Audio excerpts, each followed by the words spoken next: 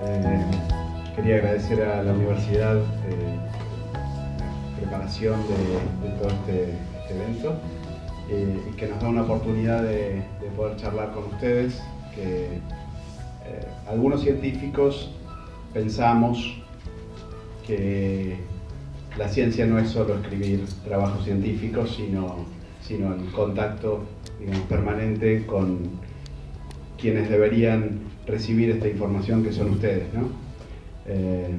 Es sumamente importante esto, así que les agradezco la presencia en este lugar.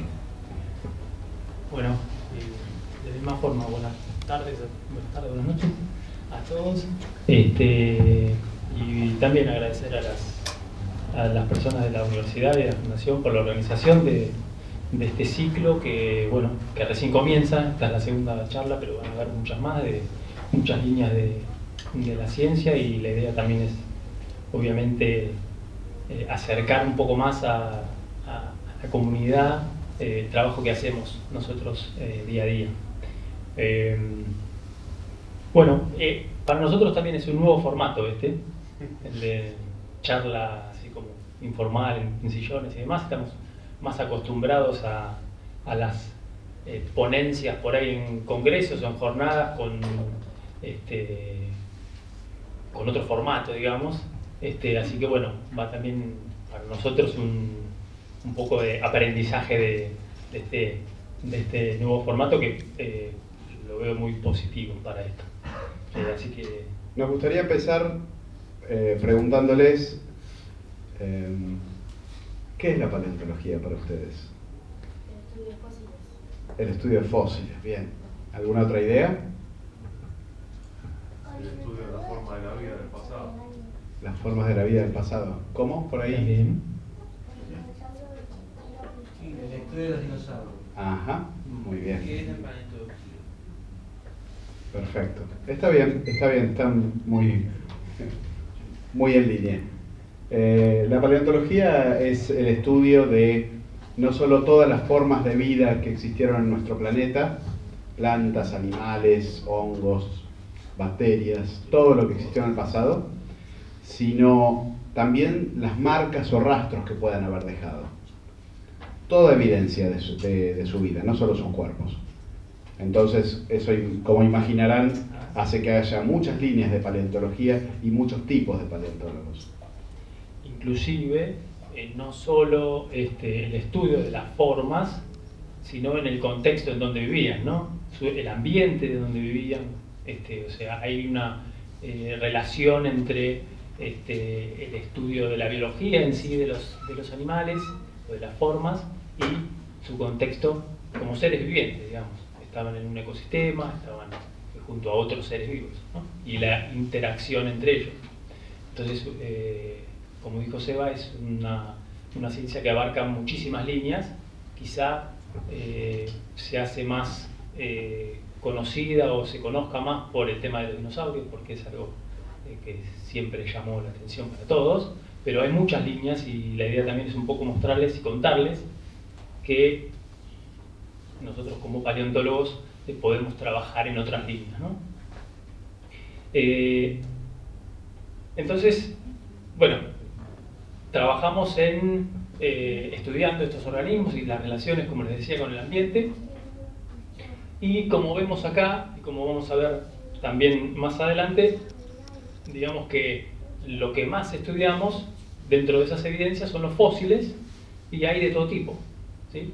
En nuestro caso particular, nos especializamos en trabajar con huesos o con animales en general, animales vertebrados, con vértebras. Pero hay muchas otras líneas, ¿sí?, de investigación, como aquellos que estudian huellas de distintos animales, no solo de dinosaurios, sino de otros seres que dejaron marcas y que se ven muy bien, y que en base a eso se pueden analizar muchísimas cosas de la vida de esos organismos, cómo vivían, si vivían en grupos, si corrían, si caminaban, ¿sí? Cómo era su anatomía en base a sus huellas. Además, ustedes imaginen que en el trabajo de los paleontólogos, en especial, por ejemplo, los de vertebrados como nosotros, estudiar una lagartija como esa que ven ahí no es solo la lagartija. Cada cada hueso importa. Entonces vamos a, por ejemplo, de los múltiples huesos del cráneo, vamos a tomar, no sé, el hueso frontal o el hueso parietal, y lo tenemos que comparar con los mismos huesos de otras lagartijas en todo el mundo. Entonces, el grado de especialización que llega a tener un paleontólogo hace que un paleontólogo de lagartos no sepa demasiado sobre dinosaurios y mucho menos sobre amonites o plantas fósiles. Entonces, para que se den una idea, venimos ahora de un congreso de paleontología que tuvo lugar en la ciudad de Córdoba la semana pasada, y ahí se reunieron solamente los paleontólogos de vertebrados del país. Y rondan aproximadamente unas 500 exposiciones, unas 500 ponencias, ¿no? Un tipo de congreso de ese. Así que imaginen que los de plantas tienen otra cantidad, los micropaleontólogos tienen otra cantidad. ¿Qué será un micropaleontólogo, no? No es un paleontólogo chiquitito. Es un paleontólogo... Y uno arriba de un micro tampoco. No. Tampoco. Estudia, digamos, organismos microscópicos, ¿sí? Entonces, su trabajo es a nivel microscópico, entonces está siempre con la lupa o con un microscopio viendo o buscando organismos unicelulares o distintos elementos que conforman un mundo también microscópico que hay en el mundo de los fósiles. Es el único paleontólogo que grita eureka en el laboratorio, no en el campo, porque en el campo él no los ve los fósiles, o sea, colecta sin mirar. Se lleva la bolsita al laboratorio, los procesa y después bajo el microscopio ¡yujú! Bueno, pero paleontólogos, digamos, que nos dedicamos a la paleontología, no solo somos nosotros que somos profesionales y que estudiamos una carrera de paleontología, una carrera académica, digamos, sino que también existen paleontólogos amateurs, paleontólogos que por curiosidad se nutren, se llenan de conocimiento con lecturas o con mismo contacto con otros, con paleontólogos de carrera. O bueno, en nuestro país tenemos grandes paleontólogos que hicieron digamos, historia en la paleontología y que no eran universitarios. Por ejemplo, Ameguino. Bueno, Ameguino es uno, claro que sí. Y también, bueno, nuestro mentor José Bonaparte, la persona que tiene el mayor número de especies publicadas en el mundo. José Bonaparte no estudió paleontología en la universidad. Sin embargo, en base a su conocimiento y también hizo estudios en el Instituto Lillo, en Tucumán, en distintos lugares. Inventado en otras universidades del mundo. Sí, le fue otorgado el título de doctor honoris causa, pero bueno, él no había estudiado en la universidad. Y siempre nos cargaban los universitarios, ¿no? Cuando decíamos algún término medio difícil, el viejo nos miraba y decía, ah, ¿cómo se nota que fuiste a la universidad? Bueno, en el caso de las universidades en nuestro país, como carrera de la paleontología, en general está ligada tanto a la biología como a la geología, ¿sí? Entonces hay algunos geólogos que trabajan en paleontología, algunos biólogos, como en nuestro caso, que somos biólogos con orientación en paleontología. Nosotros somos egresados de la Universidad de La Plata. En La Plata la carrera se llama biología con orientación en paleontología, pero en la Universidad de Buenos Aires la carrera es de paleontología, lo mismo que en Río Negro, que la carrera también es paleontología. Entonces hay distintos lugares en el país donde se estudia, digamos, la carrera, ¿no? Un tema para destacar es que en Argentina la paleontología tiene una trayectoria sumamente extensa. En poquitos años se van a cumplir ya 200 años de la primera publicación de un fósil hecha por un paleontólogo argentino. 200 años se van a cumplir en poquitos años. en 1825 más o menos, se publicó por primera vez un fósil. Salió en ese momento en un periódico, pero el estudio, digamos, hecho fue por el primer paleontólogo argentino que conocemos, que es Francisco Javier Muñiz, el del Hospital Muñiz, también era médico. Sí, pasaba que históricamente los paleontólogos también tenían otras carreras o otras inquietudes, y la paleontología la tocaban como un hobby, pero bueno, lo hacían a nivel, digamos, profesional, porque hay muchos trabajos que quedaron muy importantes. Bueno, volviendo a lo que ya más o menos estábamos mencionando, los fósiles son muchos, de muchos tipos. Acá pueden ver desde invertebrados, por allá arriba, a plantas, a vertebrados, huellas, y también la preservación de los fósiles puede ser distinta. En algunos casos tenemos, por ejemplo, para los vertebrados, los huesos en 3 dimensiones que se preservan.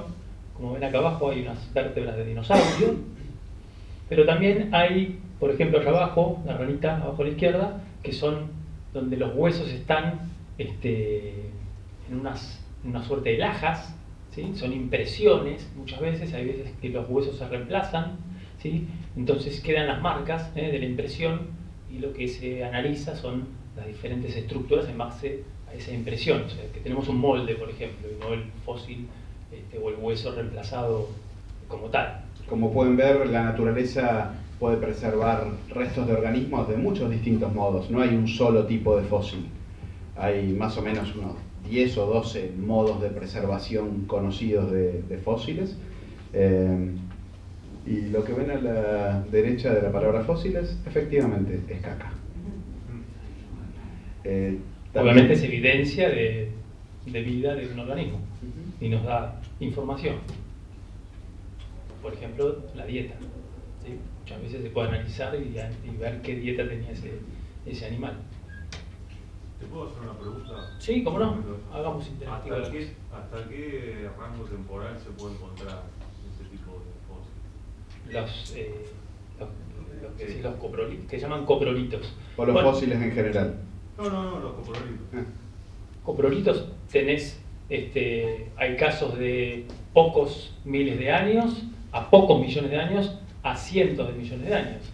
De hecho, hay publicados de nuestro país hace pocos años, publicaron una letrina fósil, una localidad donde se encontró una abundancia enorme de restos de coprolitos, y se asoció a que era un sitio donde iban al baño.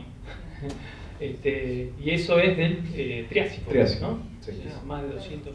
¿Y están reemplazados por sílice o es otro tipo de...? Normalmente es sílice, pero pueden tener fosfatos. Entonces, normalmente la preservación es bastante distinta al hueso. Gracias. Una pregunta. Mencionaron que está el hombre midiendo con sus huellas. Sí. Bueno, ¿cómo es posible que se mantengan las huellas en el tiempo? No es demasiado complicado en realidad. Las huellas se mantienen como cualquier marca. Es muy común que uno encuentre en sedimentos que han sido, por ejemplo, fondos de lagos o de ríos, es muy común que aparezca una marca, por ejemplo, de una rama que fue arrastrada o de una piedrita. Lo mismo funciona para las huellas. El animal pasó, imprimió su huella y siguió. Ahora, si ese sedimento estaba húmedo, o sea, o tenía una película de agua, ahí en general actúan microbios, lo que se llaman tapetes microbianos, que hacen que se copie la forma de la huella a nivel microscópico y le da cierta estabilidad.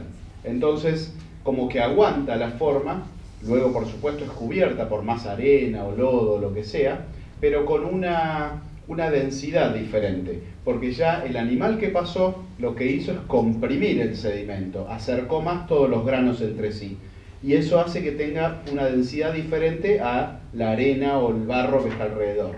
Entonces, todo eso se tapa, ¿no? No queda nada visible, pero cuando por alguna razón vuelve a erosionarse, En este caso no se nota mucho, pero ese sedimento, esa roca está inclinada. Entonces hay una acción de desgaste por el agua, por el viento, y se erosiona diferencialmente, o sea, queda marcada la huella y lo que la rellenaba se va yendo. O sea, eso es un instante, ¿no? Después, si sigue actuando la erosión, eso desaparece también hasta llegar a otro nivel que está más abajo. Sí, en general los niveles de huellas justamente son niveles, que son zonas que fueron costeras de así, ambientes acuáticos, y que donde se iban dejando esos pisoteos y que se van acumulando metro a metro. Entonces muchas veces, en muchas zonas, se van degradando las huellas superficiales y aparecen nuevas debajo. ¿Sí? La foto esa justo de las huellas, la que están viendo, corresponde a un descubrimiento que hemos hecho con Pablo, trabajando en Bolivia hace unos años. Es una localidad completamente nueva, no se conocía, se llama Tunas de Illoj, cerca del departamento de Chuquisaca, en Bolivia. Bueno, y un poquito ahora ya entrando a los trabajos que hacemos nosotros desde el área de paleontología de la Fundación Azara y la Universidad de Maimónides, en las localidades en donde estamos trabajando, venimos trabajando ya desde, en algunos casos, más de 20 años. Este es uno de esos casos. Y en las otras dos localidades que les mostraremos, aproximadamente hace unos 10 años que estamos trabajando y que continuamos trabajando. Son localidades de la Patagonia. Nosotros, como nos especializamos en animales de una época que se conoce como el Cretácico, tenemos que buscar en lugares que no nos quedan muy cerca de Buenos Aires. Acá, si tuviésemos que buscar en el Cretácico, tendríamos que irnos en profundidad y unos cuantos cientos de metros, por lo tanto es difícil. Entonces, las áreas donde afloran estos sedimentos de nuestro interés en general están en la Patagonia y en algunos sectores en otras partes del país, pero nosotros nos enfocamos en el norte patagónico. Esta es una de las localidades. ¿Querés contar vos, que vos sos el que llegó ahí primero? Bueno, La Buitrera es un sitio en la provincia de Río Negro que, bueno, tuve, creo, una inmensa suerte de descubrir hace ya 20 años. Este año se cumplen 20 años. Estamos preparando un libro sobre todo el bicherío que apareció ahí, que ha sido realmente, bueno, creo una experiencia de vida para mí asombrosa. Primero porque fue la primera campaña paleontológica que organizaba, y bueno, y por la cantidad de descubrimientos realmente que ahora les vamos a contar y que fueron asombrosos. Por supuesto, esto no es trabajo de una sola persona. En ese momento estaba organizando un pequeño equipo de gente, de 5 o 6 personas. Todavía no me había graduado, no me había recibido, o sea, era estudiante. Y por supuesto tuve el apoyo en ese momento de un paleontólogo ya formado, en este caso Fernando Novas, que confió en mí, en que podía confiarme en desarrollar una campaña paleontológica. Y bueno, fuimos a explorar la zona, con Paula Musupapa también, que está acá presente, hace ya 20 años. Y dimos con esta localidad. No esperábamos encontrarla, no teníamos ni idea de que podía haber algo así. Y hoy día todavía me parece impensable que un área como esta, que tiene más de 30 kilómetros de extensión, nunca había sido vista paleontológicamente por nadie. Pero pasa en nuestro país. Para felicidad de los paleontólogos que vienen. Bueno, ¿qué apareció en esa localidad? A lo largo de tantos años pudimos descubrir... ¿Está el punterito por ahí? Genial. Pudimos descubrir animales como Buitreraptor, que es un dinosaurio carnívoro de pequeño tamaño, más o menos de no más de 2 metros de largo, de punta de la nariz a punta de la cola. También aparecieron restos de mamíferos, en este caso cronopio, que llamamos cronopio, que tiene unos dientes afilados y un hocico angosto. Acá tienen la reconstrucción. En su momento lo notamos muy parecido con la ardillita de la era de hielo. No, ¿Qué iba a más? decir que se parece al Scrat. Se parece mucho a Scrat, exactamente. Por supuesto, no es una ardilla. Ni come nueces. No tiene forma de comer nueces con esos dientes tan agudos y tan filosos. Otra forma interesante que apareció es Priophenodon, un pariente del actual tuatara, una especie de lagarto que vive en Nueva Zelanda y que en ese momento estaban distribuidos por todo Sudamérica al menos. Y quizás uno de los hallazgos más impactantes fue Nahash rionegrina, una serpiente con patas. Todos estos animales proceden de rocas que se depositaron en el Cretácico superior hace unos 90 millones de años, 92 millones de años, y curiosamente ese momento es lo que se llama la edad de los gigantes en el hemisferio sur. O sea, en ese momento vivieron los dinosaurios más grandes del mundo. Argentinosaurus, de 36 metros de largo, cuello largo, herbívoro, vivía en ese momento, quizás un par de millones de años más joven. Giganotosaurus carolini, el más grande carnívoro del mundo, con 15 metros de largo, 3 metros más grande que un T-Rex, vivía en ese momento. Y de hecho en este lugar encontramos dientes de esos animales. Pero si ustedes ven lo que les estoy mostrando, son todos animales pequeños. Ninguno llega a los 2 metros de largo.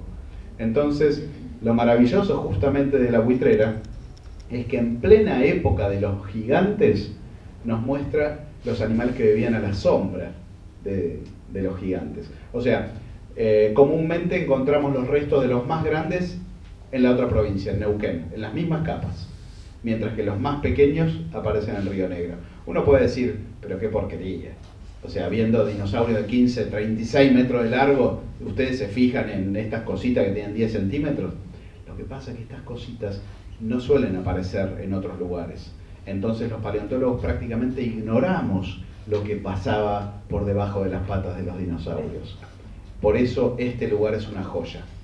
Y también falta acá, pero también aparecen cocodrilos que no eran cocodrilos comunes y corrientes.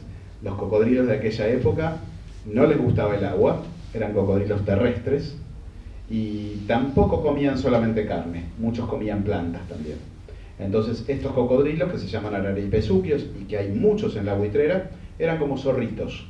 O sea, iban al trote buscando alguna planta o algún animalito para comer, tenían las fosas nasales en la parte de adelante del hocico, no arriba como los cocodrilos acuáticos, tenían acá, y unos colmillitos largos, tipo zorrito, ¿no? Muy bien. ¿No dijiste que esa la encontré yo? No, Pablo. ¿Iba a decir algo?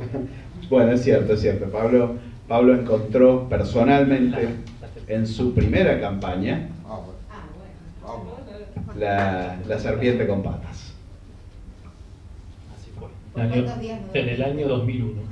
No, en realidad, en el campo lo que encontré fue una seguidilla de vértebras que nos mostraba de que era algo, o una serpiente, o un lagarto, o algo. Las patas aparecieron después cuando se empezó a limpiar en el laboratorio.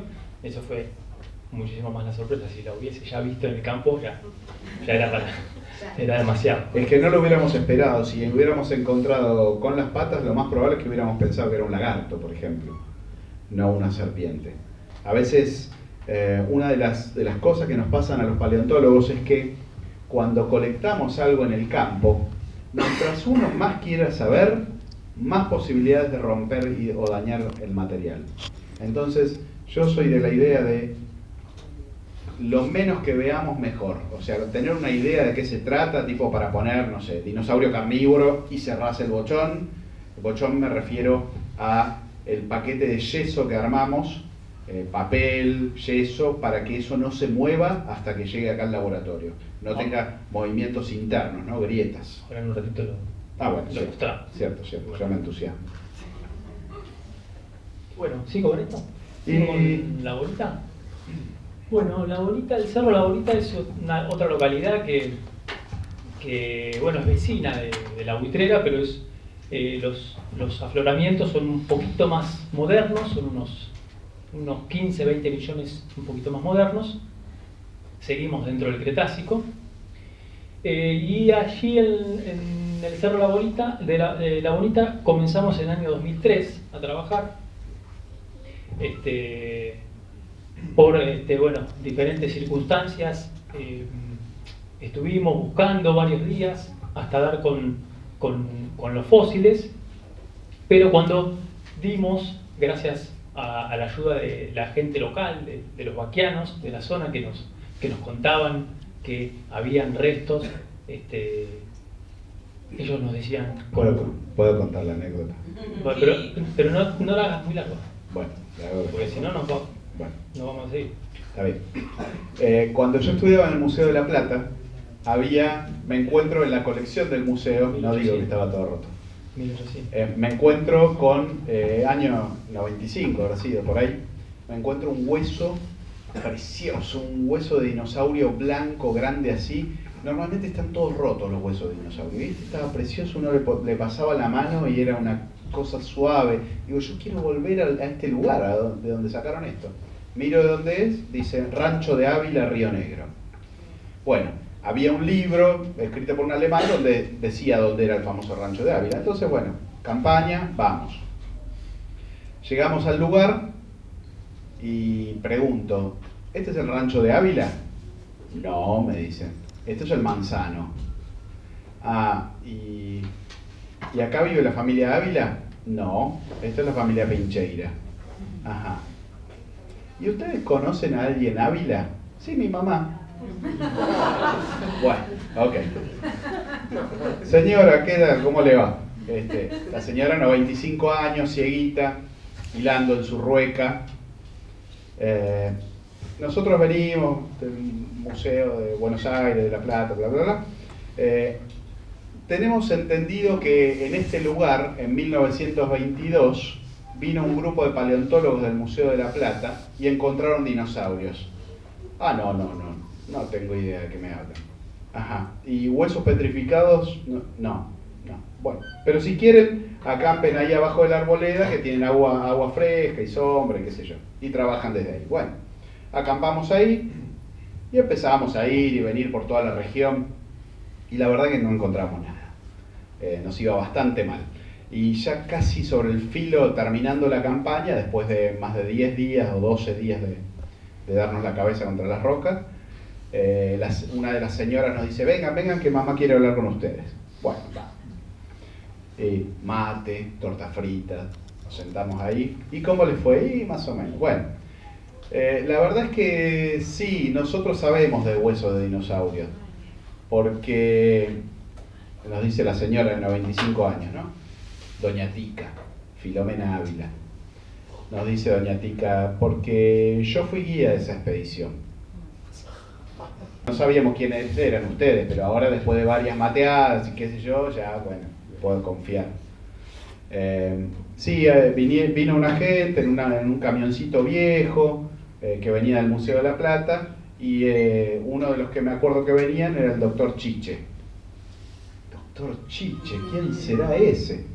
Y entonces, claro, pensando quiénes eran los que comandaban esa expedición. Eran Santiago Roth, en realidad un suizo, Caspar Jacob Roth, que trabajaba en el Museo de La Plata, y un alemán, profesor de mineralogía en el Museo de La Plata, que era Walter Schiller. Chiche. Doctor Schiller era el doctor Chiche. Bueno, así que nos dijeron más o menos dónde quedaban los huesos, que era en esta región. Nos dijeron, bueno, agarran el cañadón, toman el de la rama de la izquierda, la siguen, no sé qué, hasta que se abre un vallecito, ahí van a ver un cerro, que es el Cerro La Bonita, y ahí nomás están los huesos. Bueno. 5 días de ahí nomás están los huesos y no nada. Ustedes pueden ver, o sea, el tamaño de una persona ahí es prácticamente Entonces, caminar por todo ese quebraderío y todo, recorrer, a la semana todavía estábamos dando vueltas. ¿Y encontraron los huesos? No. Bueno, está bien. Mañana les voy a mandar a un muchacho que conoce el lugar y lo lleva. Bueno, A la mañana, a las 7 de la mañana, hasta nos estaba esperando ya el muchacho. Don Epifanio Parodi, 74 años. Don Parodi caminó derecho desde donde estábamos hasta el punto de los huesos, sin dudar un instante. Y ahí nos pudo mostrar, claro, justo ahí. Ven ahí, bueno, ahora ahí se ve como un escalón, como un balconcito, medio peladito de vegetación. Esto es después ya de las excavaciones de varios años. Este lugar, ahora, para que se haga una idea de la escala, deben ser unos 30 metros de largo, más o menos, por 2 o 3 metros de alto. Quedó como un boquete que dejamos. Pero bueno, ahí estaban. Efectivamente, don Parodi nos llevó hasta la punta del hueso que asomaba ahí. Ahí me ven también con mis jóvenes, no sé, 25 años tenía, con Jorge González, un paleoartista y amigo nuestro y compañero de muchas campañas. Y autor de esas ilustraciones. Y autor de las ilustraciones. Y acá asomaba este hueso que es el fémur, que acá Seba lo está llevando con Leandro Gaetano, hoy investigador también en la Universidad de Buenos Aires, que don Parodi y la gente que trabajaba en los años 50 en ese campo lo usaban de banco para descansar cuando llevaban las chivas de un campo a otro. Se cansaban y había un banco blanco que era el fémur de un dinosaurio. Y bueno, cuando empezamos a escarbar encontramos prácticamente la mitad del esqueleto con restos del cráneo, del cuello, algunas partes de las patas. Acá todo lo que ven en gris son los huesos originales que encontramos. Acá ven, por ejemplo, esto es una vértebra del cuello, la parte de la mandíbula donde van los dientecitos. Acá está Jorge llevando otra vértebra. Se me apagó el puntero, parece que no tengo más pila. Bueno, se entiende. Bueno, la cuestión es que allí se descubrió un dinosaurio saurópodo de los de cuello largo, un titanosaurio, y que en primer momento Sebastián lo estudia y lo da a conocer, le pone nombre, el Bonitasaura, Salgadoy, dedicado a un paleontólogo muy importante argentino, Leonardo Salgado, que trabaja en estos grupos, trabajó muchísimo en estos grupos, trabaja ahora en otros grupos de dinosaurios también, pero su aporte a los titanosaurios es muy importante. Entonces Sebastián, cuando nominó a este dinosaurio, se lo dedicó. Y después tuve la suerte de continuar yo con el trabajo de detalle del estudio de este dinosaurio, y lo utilicé como eje de mi trabajo de doctoral, ¿sí? Y en eso analicé un montón de aspectos del dinosaurio, no solo cómo era la anatomía, sino cómo crecía, haciendo cortes para verlos en el microscopio, cómo era la musculatura, para ver cómo caminaba, reconstruyendo la musculatura y haciendo análisis con organismos actuales, o sea, viendo cómo es la musculatura en grupos parientes de estos dinosaurios y haciendo comparaciones entonces con Bonitasaura. Entonces, bueno, es un dinosaurio. Gracias. Bien, es un dinosaurio para mí muy especial, ¿no? También un aspecto a destacar es que tenía algunas patologías, algunas enfermedades en los huesos que estudió Pablo con una estudiante también, Romina González, y bueno, tenía en el fémur una callosidad extraña. Encontramos en distintas partes del esqueleto patologías que hablaban de infecciones que tuvo recurrentes en ciertas partes, y la del fémur, sobre todo la de la pata, con un origen quizá tumoral. Entonces, como era un espécimen, un ejemplar juvenil, creemos que por medio de esta enfermedad también fue muy probable que no caminara muy bien y sea más propenso a ser atacado por predadores. Y bueno, murió joven. Sí, una cosa interesante de Bonitasaura, que a mí personalmente me choqueó, es descubrir que en la mandíbula, que pueden ver ahí, ese filo que ven ahí, tenía unas marcas que son muy parecidas a las que están, por ejemplo, en la zona del pico de una tortuga. Entonces, José Bonaparte, al ver esas marcas, dijo: pero pibe, este animal tenía un pico ahí. Y entonces, bueno, sacamos fotos, miramos a la lupa, y es cierto, tenía una cubierta del material de la uña, ¿no? De queratina. Entonces se convirtió en el primer dinosaurio del mundo de cuello largo que probablemente tuviera una zona con un pico, ¿no? Una superficie dura que seguramente le permitía cortar ramitas. Como una guillotina, la parte de atrás de la mandíbula. ¿Cuál es la escala de Bonitosauria? Eso es 1 metro. Ajá. Es un bicho chiquito. Para este grupo de grandes titanosaurios es un titanosaurio chico, ¿sí? Pero también analizando su anatomía, yo encontré de que es pariente de grandes dinosaurios, de grandes titanosaurios. Por lo tanto, todo se relaciona. Su tamaño chico no es que era un saurópodo chico porque en estado adulto era chico, sino que justamente era un juvenil y que le faltaba todavía crecer bastante.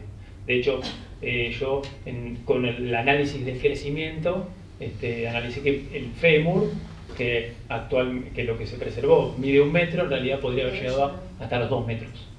Entonces llegaba un animal de los titanosaurios más grande, ¿no? Perdón, Sí. ¿Lo encontraron? ¿Fue el único ejemplar en la zona o...? Sí, de Bonitasaura en realidad hay unos pocos restos de un segundo ejemplar, que es de un animal un poquito más chico, pero son poquitos restos, y nada más. En la localidad no hay más, digamos, no encontramos en esta localidad otros sitios con restos. Perdón. Sí, en el mismo sitio hay... Claro, otros en la animales. zona hay distintos puchitos con huesos que son de dinosaurio de cuello largo, que tienen una preservación magnífica igual que pero nada puede aseverar que son de Bonitasaura. O sea, son restos demasiado rotos, no podés compararlo con ningún hueso concreto de Bonitasaura para decir que es la misma especie. Para saber si es la misma especie o no, tenemos que encontrar características que son únicas de ese animal y no de todos los dinosaurios de cuello largo. Bueno, para seguir un poquito más... No, quería introducir una cuestión. Recién vieron que hablábamos de un sitio de 90 y pico de millones de años, que es la buitrera. Bonitasaura ronda los 80 millones de años, 80, 82 millones de años. Y cuando yo trabajaba con José Bonaparte, fui también discípulo de él estaba muy interesado en lo que había pasado antes. Entonces empezamos a explorar lugares de Neuquén y de Río Negro que tuvieran, digamos, mayor antigüedad. ¿Qué pasaba a los 120? ¿Qué pasaba a los 140 millones de años? No tanto los 90, los 80. Él quería ir más atrás. Y siempre encontrábamos algunos pedazos de restos de dinosaurios muy grandes, siempre muy grandes, pero nunca dimos con un sitio importante de principios del Cretácico. Entonces eso nos motivó a, en algún momento, encarar con Pablo la búsqueda de restos en sitios que fueran más antiguos, siguiendo un poco el legado del interés, ¿no?, que había mostrado Bonaparte, el siempre mencionarme en las campañas. Sí, pibe, pero ¿qué pasaba antes? ¿De dónde viene todo esto? Y ahí fuimos. A partir del 2010 empezamos a trabajar acá y tuvimos la suerte, no ese primer año, porque en realidad ese primer año caminamos mucho. Ahora, después vamos a hacer un poquito más de hincapié en la localidad y cómo llegamos y demás, pero ahora simplemente como un pantallazo de los principales hallazgos que hicimos. Pero ese primer año caminamos mucho y si bien, como ven, los afloramientos son bastante amplios, de hecho son kilométricos, no aparece absolutamente nada, ni siquiera astillas de huesos por ningún lado, pero solo en un pequeño sitio aparecieron algunas cosas muy mal preservadas, muy mal... reconocíamos que eran huesos, pero... Daba asco. Sí, rotos, parecía que alguien los había agarrado, masticado, regurgitado, pisado, y ahí los dejaba. Unos huesos de porquería. de color oscuro que se mezclaba mucho con el color del sedimento por momentos, entonces uno no sabía si estaba viendo sedimentos, si estaba viendo huesos, si tenía forma de algo. Pero bueno, era el único sitio que encontramos con algo y decidimos, bueno, ese primer año, la primera parte de la campaña se caminó, solo se encontró eso y dijimos, bueno, hagamos foco esta última semanita a ver qué pasa si más adentro en este sitio hay más cosas. Y salieron algunas pequeñas cositas, muy mal preservadas, como les cuento, pero eso nos dio el puntapié inicial para decir, bueno, el año que viene volvamos y sigamos excavando, porque probablemente lo que estamos viendo en superficie sea resultado de la erosión, la lluvia, el viento, que es lo que justamente deteriora los fósiles a la intemperie, y que en profundidad quizá encontremos algo, ya que de esta época de 140 millones de años no conocemos nada. Bueno, lo que encontremos va a estar bueno. Honestamente yo no tenía ni un poquito de esperanza, sobre todo porque venía muy mal acostumbrado de unos huesos preciosos, de las dos localidades. Entonces cuando vi eso me agarré un veneno, porque, o sea, caminamos y caminamos y caminamos esperando no tener que volver a ese lugarcito de los huesos. Como decía Pablo, esperábamos que hubiera otra cosa, semejante extensión, y hay un solo lugar más chiquito que esta sala donde están todos los huesos acumulados. Y realmente la maravilla la produjeron los técnicos, los preparadores, no nosotros. Nosotros juntábamos los huesos, embochonábamos y los mandábamos al taller prácticamente sin saber qué habíamos encontrado. Tratábamos de encontrar los límites y los llevábamos. Sí, al punto de no reconocer ninguna forma, de no saber si es una vértebra, si es un hueso largo, si es no un pedazo de hueso acá, un pedazo de hueso acá, un pedazo de hueso acá. Bueno, saquemos todo este bloque de roca con cosas adentro y después... Y con muy poca esperanza. Y esta campaña la hicimos nosotros dos colaborando con el Museo del Chocón, el Museo Bachmann del Chocón, de Villa Chocón. Y ahí, bueno, el paleontólogo encargado, Juan Canale, también con Alejandro Aluso en aquel momento, a los meses nos empieza a mandar información y nos dice, muchachos, miren, acá los técnicos prepararon algo, y nos mandó una foto de algo reconocible. Y así empezaron, ¿no? Empezaron de a poquito a mandarnos fotos de cosas. No puede ser, esto viene del mismo lugar. Y sí, y ellos hicieron la maravilla, con mucha paciencia, pegando fragmentos imposibles, y lograron reconstruir los huesos. Y en uno de esos idas y vueltas por mail de envío de fotos y de nuevos materiales que iban limpiando, me mandan una foto y me dicen, fíjate esto que ya parece ser una vértebra, no sé si es interesante, ¿no? Y yo cuando la vi dije, esta forma de vértebra es rara y está presente en un solo grupo de dinosaurios. Y cuando pensé en qué grupo de dinosaurios dije, no puede ser, no puede estar este bicho acá. Y efectivamente estaba. De hecho, en el 2014, después del estudio, después del trabajo de preparación de los técnicos, que fue fantástico, no solo por esa vértebra, sino por varios elementos más, describimos y publicamos en una revista importante, científica, al primer dinosaurio del grupo de los diplodócidos, se llama, es decir, los parientes del brontosaurio o el diplodocus de Norteamérica, en Sudamérica. De hecho, en el título del trabajo le pusimos un sobreviviente en el Cretácico de Sudamérica de los diplodócidos. Y ahí estaba, Lencupal laticauda, le pusimos de nombre, que es un nombre mapuche, Lencupal, que quiere decir grupo que se desvanece, grupo que ya se está extinguiendo, porque de hecho los diplodócidos se conocían del Jurásico, o sea, de muchos millones de años atrás, y esto era no solo el primero de Sudamérica, sino el más nuevo. Si bien estábamos en el Cretácico inferior, era el más nuevo. Entonces le pusimos ese nombre, Lencupal, y laticauda porque tenía una cola, por la anatomía que analizamos, que reconstruimos como con una musculatura bastante ancha, y que cuando le contamos esto a Jorge González, nuestro amigo y paleoartista, reconstruyó en una escena, ¿no? Como usando esa cola como un látigo para defenderse del ataque de predadores. ¿Ibas a decir algo? No. ¿No?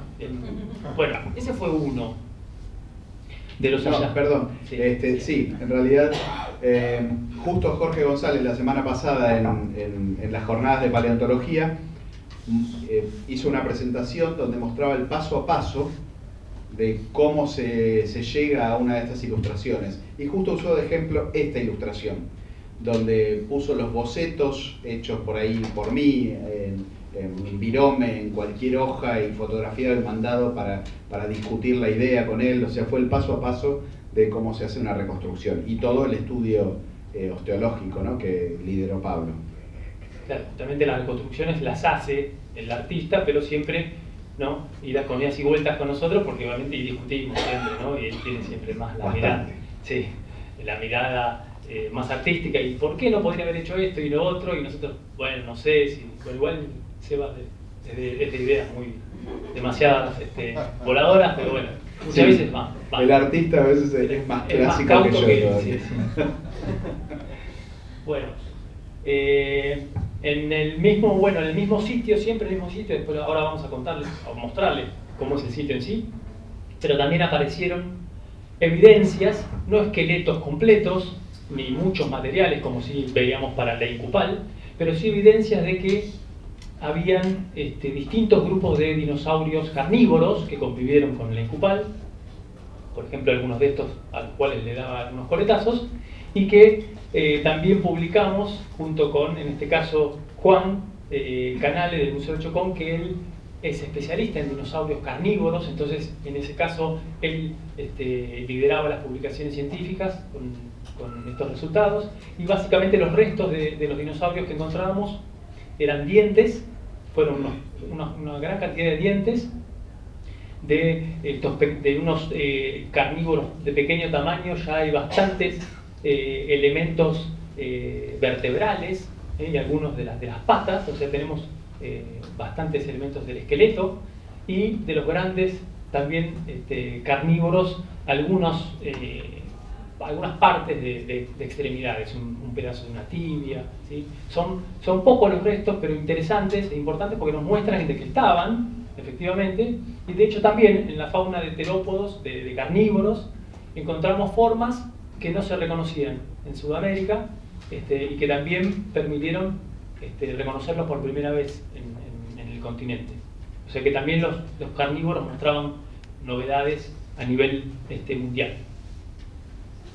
Y por último, el tercer hallazgo de los más importantes, digamos, que lo dimos a conocer este año, fue el Bajadasaurus pronuspinax, que lo tienen ahí al costado en el esqueleto montado. También trabajo de Jorge González, tanto las reconstrucciones en dibujo como así en escala natural, y que nos mostraban también el representante de un dinosaurio de cuello largo, pero con una forma muy extraña. Si bien conocíamos algunos dinosaurios de estas familias con espinas en la cabeza, nunca con la evidencia de que esas espinas iban hacia adelante, y con lo que eso significaba. Por ahí hay una mano levantada. A ver. Sí.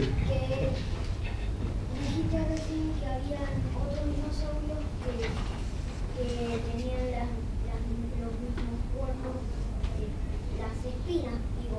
Sí. El Bajadasaurus. Sí. Pero para el otro lado, sino para atrás. Para atrás, exactamente. Que serían Almangasaurus, Claro. Brachiosaurus, porque sí, tenía a partir de más o menos cerca de la nuca para la punta de la cola, al igual que la Almangasaurus, nada más que tenía más costitas y chiquitas.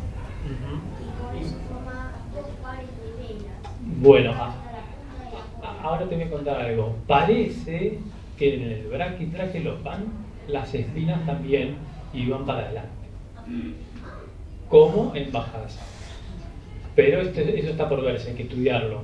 Pero algunas cosas vimos ahí en los fósiles que nos muestran de que parece que hay otro más con espinas hacia adelante, así que por ahí en el futuro tengamos novedades. Lo que pasa es que en Brachytrachelopan las espinas están o son cortitas, no estamos seguros porque no se ve bien, digamos, que terminen ahí, pero parecen ser o cortitas o están rotas, pero la inclinación es hacia adelante. Allá hay un colega levantando la mano.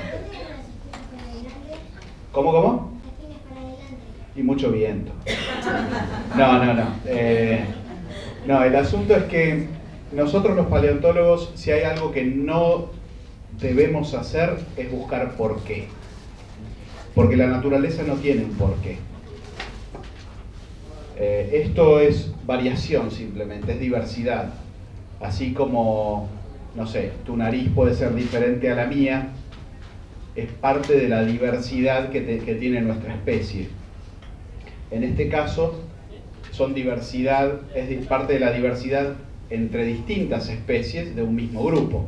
Algunos tenían espinas para adelante, otros para atrás, puede haber habido con espinas para los costados, no lo sabemos.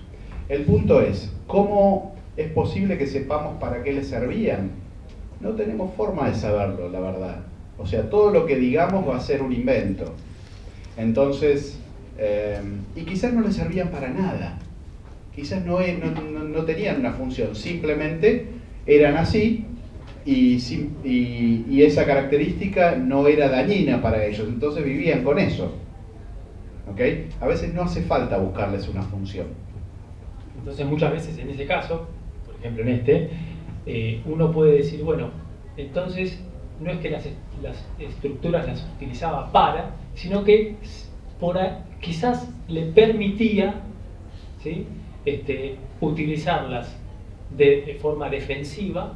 Nosotros creemos que podría haber sido de forma defensiva o de forma de hacer una alerta, con semejante estructura y esas espinas hacia adelante, quizá un carnívoro se acercaba y lo veía y ya, bueno, quizá no me acerco, no me conviene, esas espinas quizá me pinchan, pero no es que las usaba para, las tenía esas estructuras y seguramente les era beneficioso para que no lo ataquen quizá distintos grupos.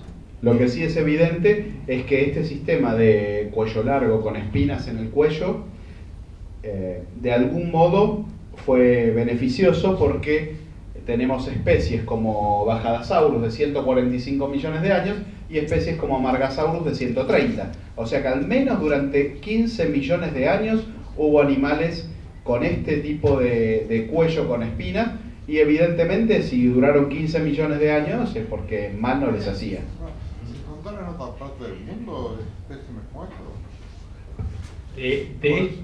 Con espinas? Con espinas sí, pero no con espinas tan alargadas como Margasaurus o como Bajadasaurus. Pero sí hay parientes de esta misma familia, por ejemplo Dicelosaurus, es un dinosaurio también espinoso, pero con espinas más cortas, pero dobles, que se encontró en África.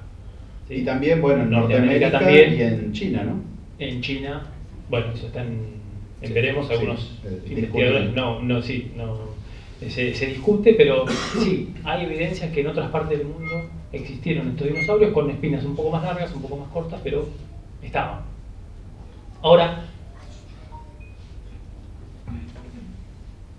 hagamos foco en Bajada Colorada, justamente para explicarles un poco todo el trabajo que hacemos desde cómo decidimos a trabajar en este lugar hasta el final del trabajo nuestro, que es la publicación científica y la divulgación y la presentación de los resultados. ¿Por qué fuimos a Bajada Colorada? Bueno, algo ya Sebastián adelantó, que era el interés, ¿no?, de ir al Cretácico, el Cretácico inferior, un momento de la evolución de los dinosaurios de los cuales prácticamente no sabemos nada, no solamente en Argentina, sino a nivel mundial. Son muy pocos. Sí. Perdón, Pablito. Ahí porque quizás deberíamos haberle puesto los números en millones de años, sí, para tener referencias, sí, pero para que puedan tener lo tenía en la otra. Este punto, el límite entre el Jurásico y el Cretácico, se da hace unos 145 millones de años. Y el Cretácico llega hasta los 65 millones de años. Entonces, tenemos por acá que todos estos animales requete famosos del Cretácico superior, que incluyen a Giganotosaurus acá, a Carnotaurus acá, a Belisaurus, todos estos que son, es el punto donde más se conoce, ronda los prácticamente 90, 80 hasta los 70 millones de años. Es esta franja la que más se conoce de dinosaurios en Sudamérica, ¿no? Y un punto importante es que el límite entre el Cretácico inferior y el superior está acá en esta línea, ¿no? Son aproximadamente los 100 millones de años. ¿Qué temperatura ambiente había en esa época? ¿Tienen ese caso? Bueno, algunos dicen que antes hacía calor y ya. Pero la realidad es que estamos hablando de muchos millones de años. Y solamente para que nos demos una idea, en los últimos 2 millones de años tuvimos más o menos unas 10 glaciaciones. Ahora mismo estamos dentro de un ciclo glaciar, en que el mundo se congela, se descongela, se congela, se descongela, se congela, se descongela. Pasó unas 10 veces. La última etapa de congelamiento terminó hace 10.000 años, la glaciación Würm se llama, y ahora estamos en un interglacial. O sea, la temperatura subió el máximo hace 8.000 años, 8.000, 6.000 años, entonces se derritieron los polos, el mar entró, por eso a veces se encuentran ballenas en Maschwitz o en Ramallo, porque bueno, hasta ahí llegaba el mar. Y luego, bueno, ahora bajó un poco y estamos en el interglacial. En algún momento del futuro seguramente encararemos una nueva glaciación. No quiero dar fecha, no quiero dar fecha. Hablamos de miles de años. Vamos a tener un par de años más. Sí. Bueno, así como en 2 millones de años tuvimos un montón de variación, en aquella época también. Pero básicamente, mientras que el Jurásico fue bastante más boscoso, el Cretácico tuvo unos buenos pulsos de aridez y entonces teníamos desiertos distribuidos por varios lugares, ¿no? De hecho, toda la fauna de la buitrera, que les mostraba recién, fue preservada tan bellamente por la arena del desierto. Eso ya preguntar, que cuando hablaban de que justo en la buitrera había animales pequeños, ¿qué tipo de ecosistemas se armaba ahí? Si era humedad, si era... Claro, exacto. Justamente fue un desierto que... ¿Por qué? Porque la preservación depende no solamente de características químicas, de que se pueda fosilizar, sino de que nadie se coma ese animal muerto.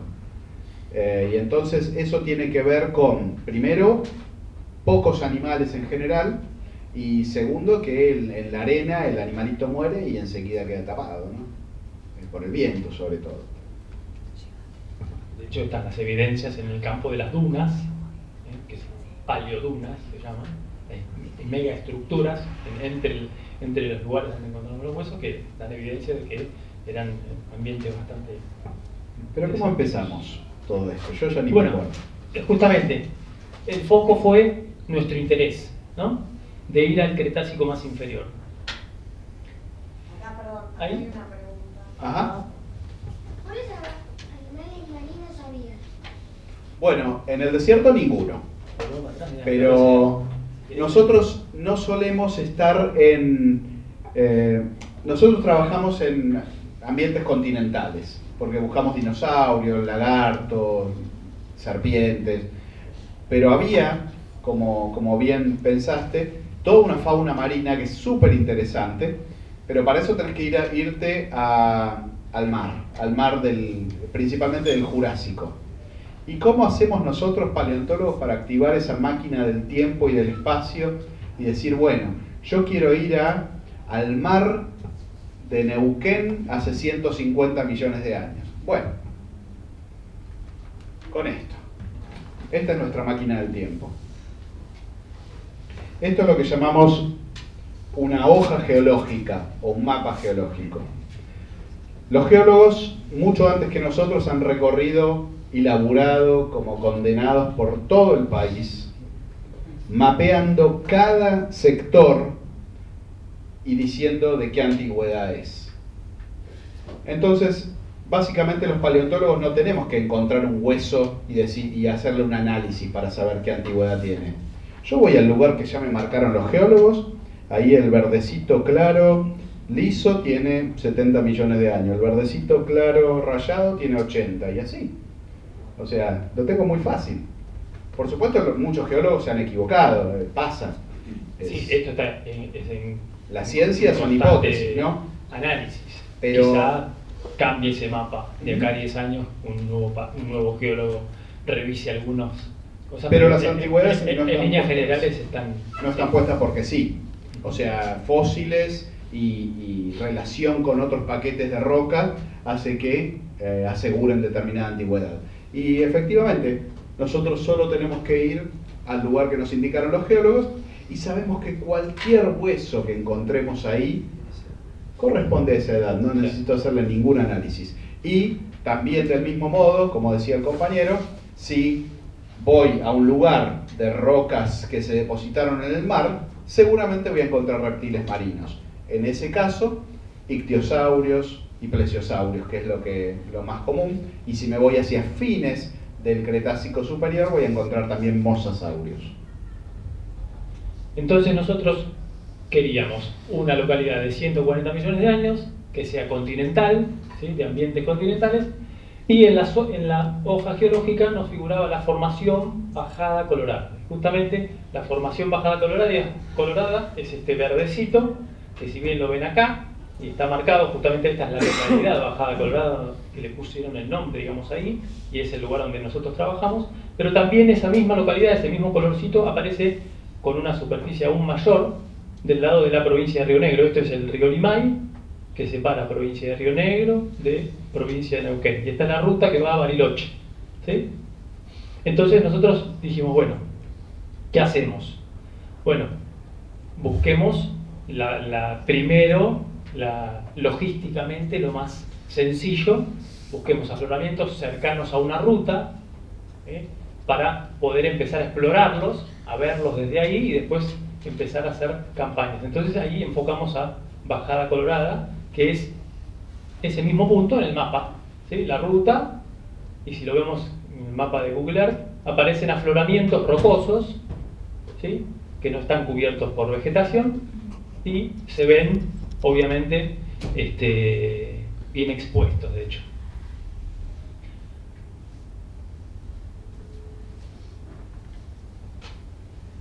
Bueno, ¿y qué hacemos ahí?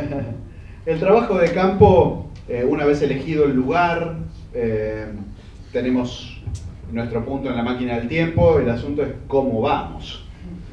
Bueno, hay que conseguir plata. La paleontología, afortunadamente, es una ciencia que no requiere demasiado dinero, no es tan cara como otras ciencias, no necesitamos reactivos que se vendan en dólares. Básicamente necesitamos muchas ganas, ponerle combustible a la camioneta, comprar alimentos. Tener la camioneta. Claro, tener la camioneta. Por eso es un punto importante. Es un punto importante, sí. Cuando uno arranca como entusiasta, digamos, empieza con vehículos... Acá está el entusiasta. Sí. Ese fue mi primer vehículo. Paulita, ¿te acordás? ¿Cuánto hace esa foto? Bueno, esa... Es 99, ¿no? Sí, eso es del año 99. Ese Jeep... Y el Jeep es 59. El Jeep es de... Sí. El Jeep es 58, de hecho. 58. Lo compré en el año 96, por ahí, no antes, 94. Y después concursé en el programa Tiempo de Siembra, contestando sobre dinosaurios de la Argentina. Y con la plata que gané ahí, le cambié el motor. Y le saqué el motor Continental que traía el Jeep y le puse un Mitsubishi gasolero y con los diferenciales de doble tracción. Me costó un dineral el cambio ese, ¿no? Pero bueno, tenía la plata del concurso, así que con eso empecé a poder viajar a Patagonia en tiempos razonables. Porque el bichito ese, a pesar de que ustedes lo vean como una porquería sobre ruedas, en la ruta iba a 120. O sea, es un vehículo que andaba bien. Me ha dado infinidad de dolores de cabeza, porque el motor era un reloj, pero todo lo demás... El resto no. O sea, Un sonajero. no, terrible, terrible. Se ha partido en medio varias veces. Se partió el chasis varias veces, me quedé sin frenos incontables veces. Una vez me quedé sin frenos y sin volante, me quedé con el volante en la mano sin frenos. No, hemos pasado muchas. Da para otra charla completa sobre vehículos de campaña. Anécdotas de la paleontología. Sí. Pero por suerte hubo una evolución favorable. A los pocos años, ya trabajando en la universidad, contábamos con el viejo vehículo de la universidad y otro. ¿Algo se cortó ahí? ¿Tu micrófono? ¿No? Sí, habla fuerte. No tenía prisa. Bueno, no escuchan. Vamos a hablar fuerte. No, hablo fuerte. El segundo vehículo al cual Seba se aventuró a adquirir también, un vehículo de origen chino, con repuestos fácilmente conseguibles. Por lo tanto, hubo que cambiarle también el motor, un motor de un Falcon, ¿no? Sí, el motor se fundió en la primera campaña. Pero bueno, está bueno porque tenía capacidad tanto para llevar gente como capacidad de carga atrás. Pero bueno, tenía problemitas para el calentamiento y cositas, gracias, no importa. Y ahora pasamos ya a la Sí, bueno, una de las cosas importantes que uno debe saber es que cuando uno tiene el apoyo institucional, se solucionan tantas cosas, realmente tantas cosas. Uno, como los paleontólogos, vivimos del entusiasmo. O sea, nadie es paleontólogo porque quiera ganar plata. Porque no la va a ganar. No. O sea, no se la vamos a llorar. O sea, somos investigadores del CONICET, tenemos nuestro sueldo digno, no es una cantidad de plata exorbitante, pero bueno, o sea, le hemos dado profesión a nuestro entusiasmo y eso es lo más lindo que nos puede pasar. Pero al principio, los vehículos eran mis vehículos. O sea, era lo que yo podía comprar. Entonces, ¿a dónde vamos? ¿A dónde la llevas? Vamos. O sea, vamos como se pueda. En el vehículo vamos a ir. Y se rompió y tardamos una semana para llegar. Y bueno, vamos igual. Pero la verdad es que fue un cambio enorme el integrarse a una institución que nos ayude con eso. Que podamos dar por descontado que los vehículos están garantizados y andan, porque hay un control sobre eso, ya está. Entonces tenemos que preocuparnos de todo lo otro. Como por ejemplo, los permisos. Arriba, permisos de la provincia. Los fósiles pertenecen a una provincia. Siempre son propiedad del Estado provincial. No importa que el dueño del campo los encuentre a la puerta de su casa, son de la provincia. Entonces, nosotros necesitamos para buscarlos un permiso de la provincia, para colectarlos también, para traerlos a nuestro laboratorio a preparar y ser estudiados también, y luego de eso deben volver a la provincia, normalmente a un museo que la provincia designa como repositorio. Entonces, bueno, todos esos permisos hay que conseguirlos, ¿no? Y muchas veces para, qué sé yo, cuando cambian las autoridades de cultura de una provincia es un dolor de cabeza porque el nuevo que asume sabe, no sé, de música o de títeres o de lo que sea, pero de hueso de dinosaurio. Entonces le llega al tipo funcionario nuevo una autorización, por ahí es un músico, y le llega una autorización de unos ñatos que quieren buscar dinosaurios en la provincia. Y el tipo, la verdad, hay que entenderlo también, ¿no? Poner el gancho ahí. Entonces se asesora y se asesora y se asesora. Y pasan los meses y meses y no tenemos respuesta y estamos... Bueno, así pasan las cosas. Depende de cultura. Sí. Cultura, sí. Sí. Y Bueno. después tenés que tener, o una vez que tenés los permisos, vas hacia el campo y hablas con los dueños o con la persona que esté en el campo.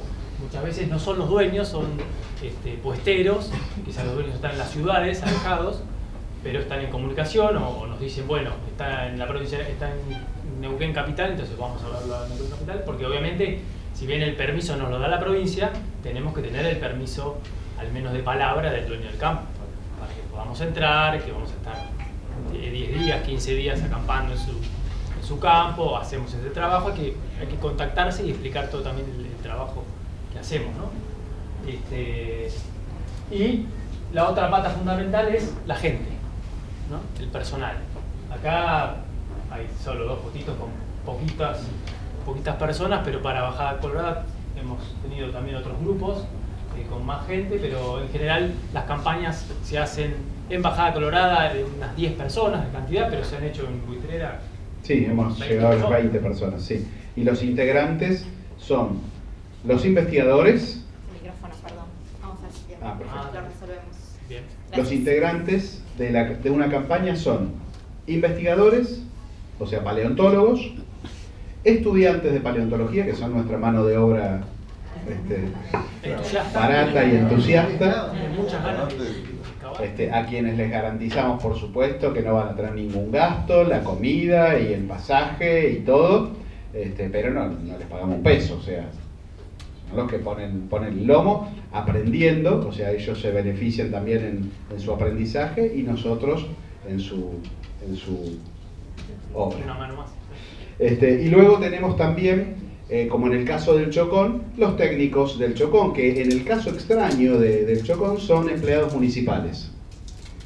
Son empleados municipales puestos por el municipio a trabajar en el museo y se han hecho expertos, preparadores de fósiles y gente, mano de obra que siempre viene al campo con nosotros. Buscando también. Y buenos buscadores de fósiles, sí, orgullosos a veces de encontrar algo que no encontraron los demás, ¿no? Una vez que tenemos todo eso, ahí está. Llegamos a Bajada Colorada, como les dije, es un área bastante amplia, aunque en el mapita se veía chiquito. Este es el lado neuquino y es bastante amplio. Y como ven, en esos amplios afloramientos, la excavación y el lugar es eso, no más que eso. Esa es la media sombra con la cual nos resguardamos.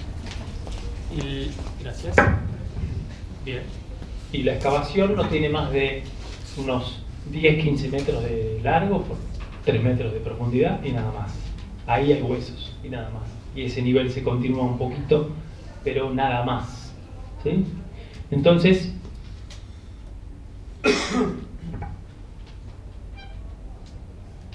ahí encontramos básicamente a todos estos dinosaurios entremezclados. Es bastante complicado, no solo por el hecho de que los fósiles no están bien preservados, sino que están mezclados. Entonces, mucho de nuestro trabajo es, luego de que se limpian y se preparan en el museo, viajar al Chocón, a la colección, y empezar a catalogar y ordenar. Bueno, ¿esto de quién es? ¿De qué grupo de dinosaurio es? Bueno, esto será del Ecupal, esto no, esto es una nueva especie. Además también hay un mapa, ¿no? Nosotros hacemos un mapa de la excavación con códigos de cada bochón, de dónde lo sacamos.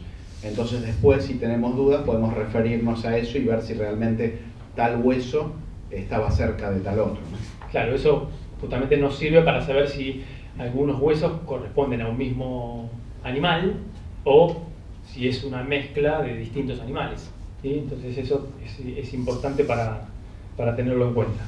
Y acá, para el caso de Bajadasaurus puntualmente, empezamos a encontrar, como ven acá, como unas varillas de hueso. Ahí ven la calidad del hueso, de lo que es una cosa negra bastante mal preservada, pero estas varillas, que son las espinas de las vértebras, que después continuaban y por dentro del bochón estaba la vértebra, justamente, nos empezaron a mostrar de que teníamos un dinosaurio espinoso. Pero al mismo tiempo tuve la suerte yo estaba trabajando acá con las espinas y armando un pequeño bochoncito me topé con un puñado de algo que parecían dientes, y que efectivamente eran dientes, que estaban, en el caso de Bajada Colorada, como estaba todo mezclado, que estén uno al ladito del otro, era la verdad que una sorpresa, porque eso quizá nos decía que eran dientes en posición de vida, digamos, eran dientes que quizá continuaban adentro y estaba la mandíbula.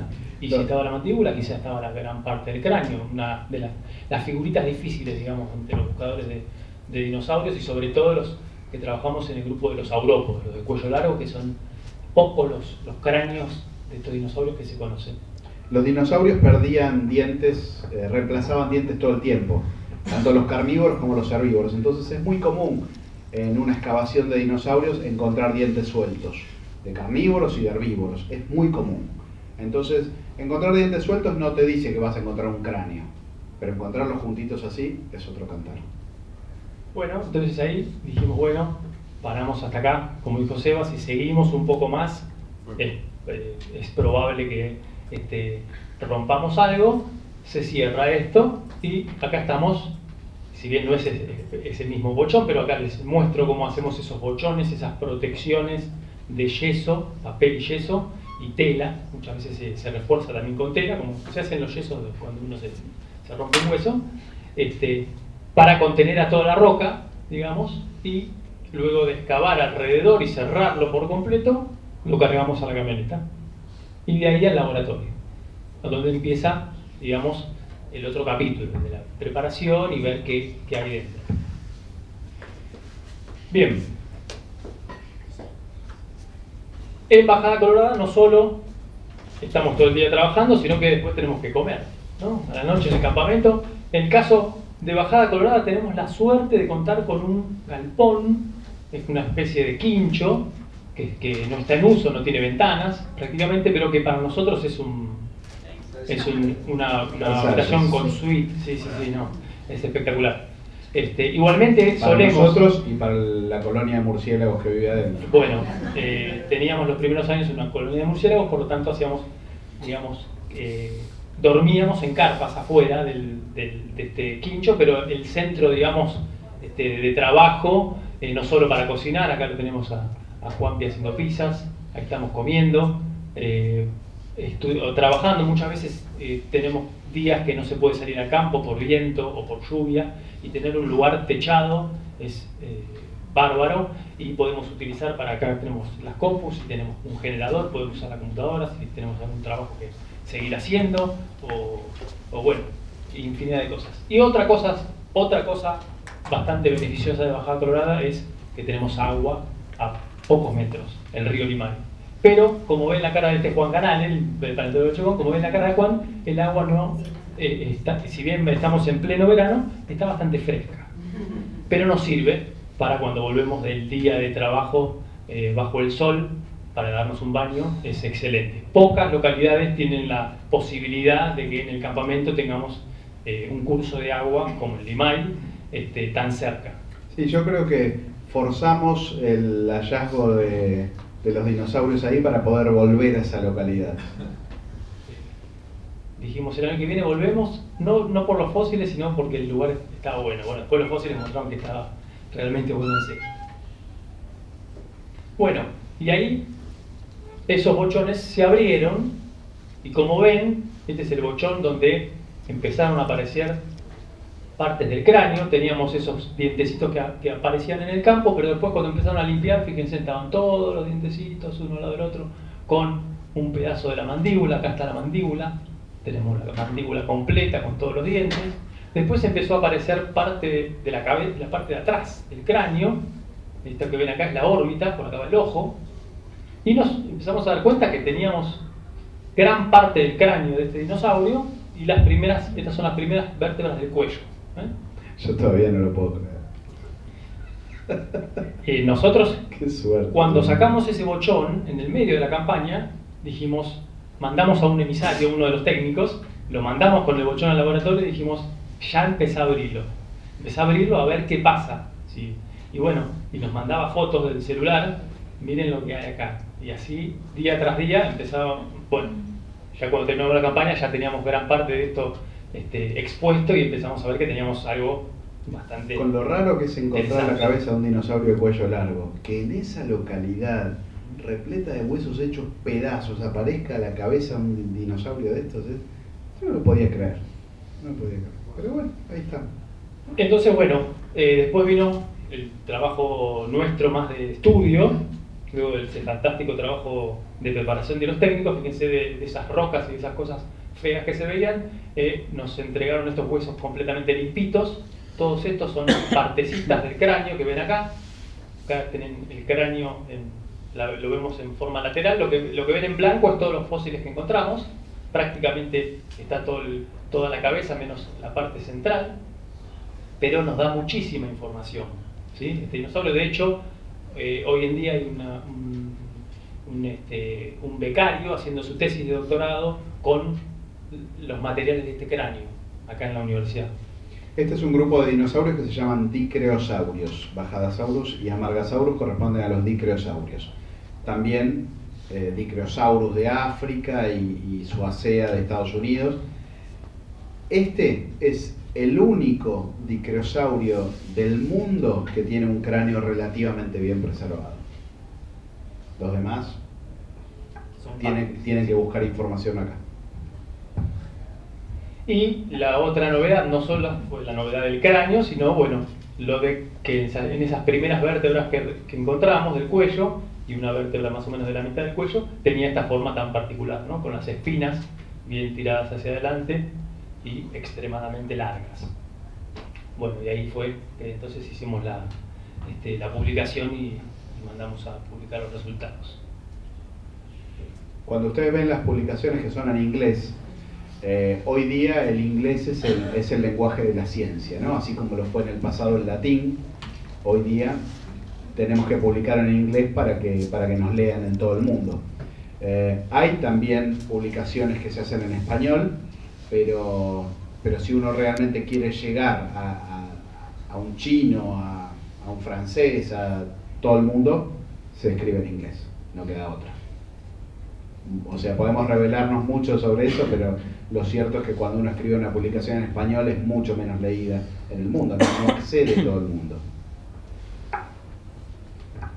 De hecho, hay una página para los paleontólogos que se encarga de traducir muchos de los trabajos en los idiomas originales al inglés, para que esté disponible para el resto de la comunidad científica.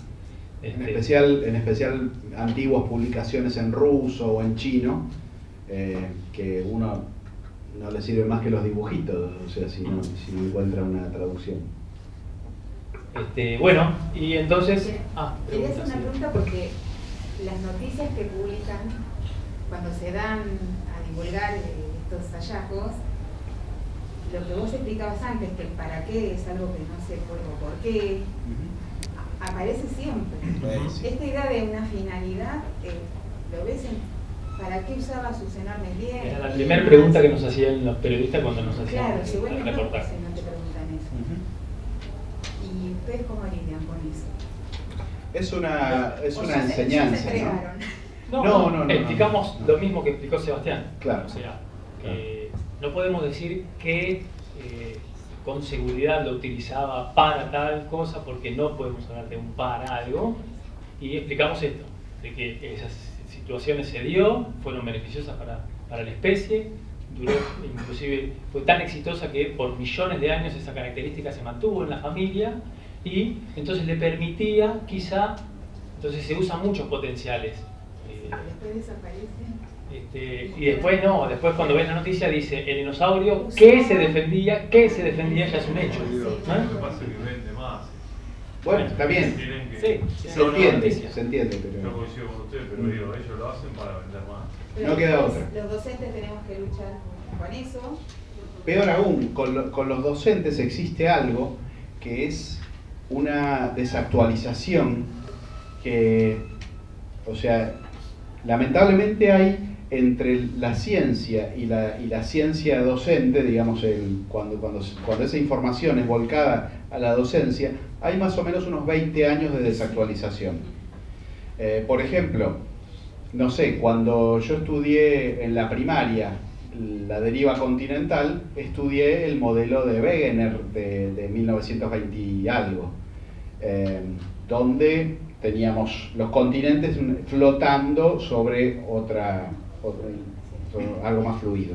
Bueno, eso me contaron a mí cuando yo hice la primaria en 1970 y algo.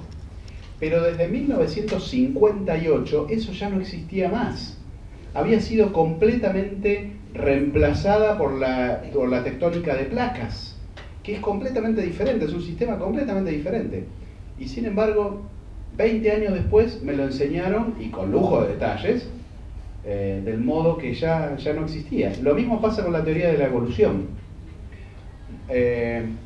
Muchos, seguramente de ustedes, también piensan que las cosas aparecen o desaparecen por uso y desuso, que el meñique se nos va a desaparecer porque lo usamos poco, que las muelas de juicio, y en realidad no funciona así la evolución.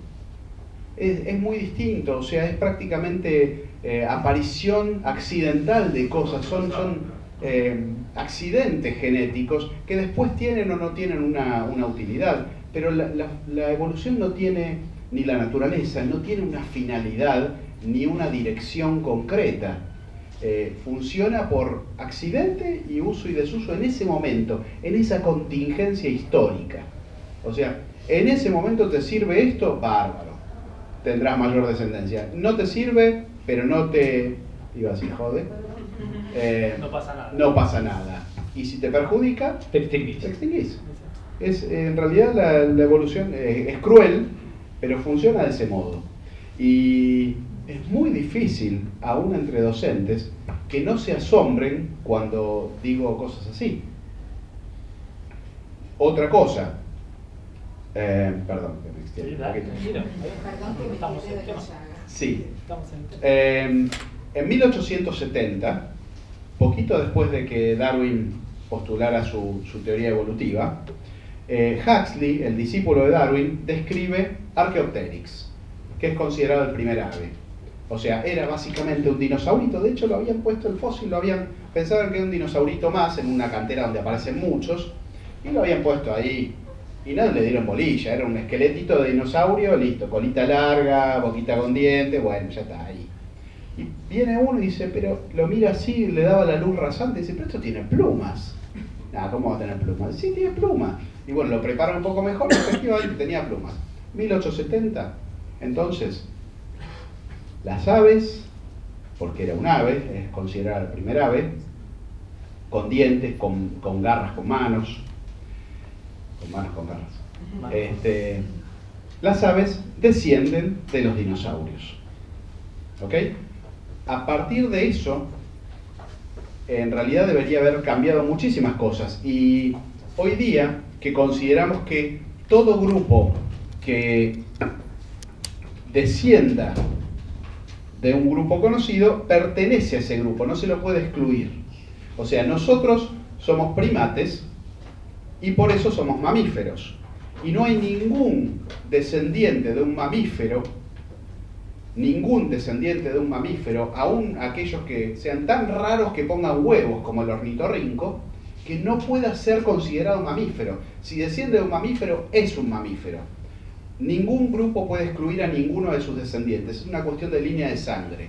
Y eso es fuertísimo en la sistemática moderna. O sea, todos los investigadores del mundo que trabajan en sistemática aceptan esto. Si sos descendiente de determinado grupo, sos parte de ese grupo. Entonces, si un ave desciende de un dinosaurio, un ave es un dinosaurio. Pero los dinosaurios eran reptiles. Efectivamente, entonces un ave es un reptil. ¿Se entiende? Las aves son reptiles. Pero eso no estaba muy aceptado, ¿no? Eso se aceptó en 1870. No, pero digo, a nivel 1 cuando ve la clasificación, no. Y hoy lo siguen apareciendo, claro. E incluso en la clasificación docente siguen apareciendo la clase aves, la clase mamífero, la clase reptiles, la clase peces. Sigue estando en los libros y eso está descartado desde 1960. 60. Bueno, de todos modos, para no hacer la cosa tan disruptiva, se ha generado un nuevo nombre y ya reptiles no se lo llama reptiles, se llama saurópsida. Entonces, es lo mismo. Pero para que no sea tan chocante, los sauroópsidos sí incluyen a las aves. Pero las aves son reptiles. Y la cuestión, y lo más fácil, o sea, no les miren las plumas, mírenle las patas. Sí, están llenas de escamas y escamas, las garras. Sí, querías preguntarlo. ¿Es verdad que los mamíferos son reptiles? No. Pero pasa que escuché hablar de un grupo de reptiles llamados sinápsidos. Es una clase de reptiles de las que se originan los mamíferos. Claro, pero lo que pasa es que no son reptiles los sinápsidos, ese es el punto. No. Los amniotas, que somos los vertebrados terrestres, nos dividimos en dos grandes linajes. Saurópsidos o reptiles y sinápsidos es la línea que nos incluye a los mamíferos. Jamás fuimos reptiles. Pero después lo charlamos si querés. Entonces, no. Bueno, acá una de las cosas que también muchas veces hacemos, una vez que publicamos el trabajo científico en el medio, digamos, en la revista científica, que en general los leen otros colegas y nos llega mucho al público en general, lo que hacemos es entonces presentar esa publicación, ese hallazgo a los medios, justamente para que se dé a conocer nuestro trabajo. Y bueno, Bajadasaurus tuvo mucha repercusión en diarios, en radios, estuvimos paseando por todos lados, y no solo acá, sino haciendo entrevistas y en muchas notas en diferentes partes del mundo, porque justamente es un animal bastante interesante. Es interesante destacar que en los años, hasta los años 80 diría yo, e incluso 90, aparecer en televisión, en la radio o en revistas o en periódicos para los científicos era lo peor que podía pasar. O sea, los científicos veían como una vulgaridad que uno apareciera ahí hablando sobre estas cosas. Cuando participé en el programa Tiempo de Siembra, no me podían encontrar jurado porque nadie quería salir en televisión para ser jurado. ¿Trajeron un uruguayo? Trajeron 2 uruguayos que les pagaban el pasaje para cada programa. Ningún paleontólogo argentino quería aparecer en la tele. Hoy se pelean. Discúlpame, ¿qué había detrás de esa creencia? Bueno, es una vieja escuela de la ciencia que está muy lejana, ¿no?, al tema de los medios. Los medios normalmente son algo vulgar, son algo para el imaginativo de aquella época. No es académico. Claro. No es para los académicos. De hecho, yo estudiando en la Universidad de La Plata, un profesor nos dijo, estábamos hablando de un autor, un paleontólogo muy famoso, estadounidense, que se llama Stephen Jay Gould, que hizo muchísima investigación. Él trabajaba en invertebrados, pero hizo muchísima investigación en aspectos evolutivos y también hizo muchísima divulgación. Tiene unos libros fantásticos. Es una referencia cuando se habla de evolución en realidad, y este profesor nos dijo, hablando de Gould, que era un simple divulgador, o sea, rebajándolo a un simple divulgador. El tipo aparte tenía su carrera científica y trabajaba en un museo haciendo trabajos científicos que leían los científicos, ¿no? Pero bueno, estaba esa idea. Hablo de hace 10 años que me lo dijeron, digamos, no fue tampoco hace mucho. Hoy en día con el tema de las redes, en paleontología existen influencers, tipo, me imagino paleontólogos haciendo historias en la medida que están... Yo sé un par. Hoy día es fundamental, o sea, nosotros hoy día no podemos pensar en hacer nuestro trabajo sin difundirlo. Primero porque venimos de una escuela particular, creo que la escuela de Bonaparte en cierta forma, que, bueno, vos sos segunda generación, pero que nos ha mostrado que es importante que la gente sepa qué hacemos, porque si no, ¿quién nos va a pagar el sueldo? Porque es cierto, en cierta forma, o sea, es cierto que nosotros trabajamos en esto la verdad, por satisfacer nuestra propia curiosidad.